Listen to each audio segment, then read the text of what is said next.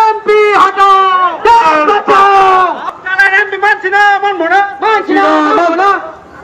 MP হটাও।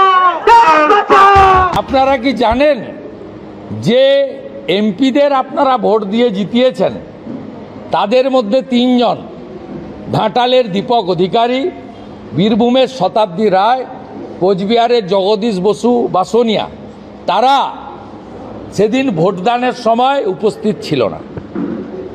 অতএব আপনাদের জন্য মমতা ব্যানার্জি বা তার যে আজকের বক্তব্য, এটা লোক দেখানো এবং কুম্ভীর আশ্রু।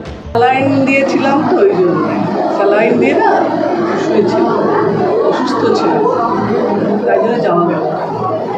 মুরারই রামপুরহাট এলাকাতে সোশ্যাল মিডিয়ায় পোস্ট হচ্ছে যে এই সাংসদকে আর চাই না আমরা।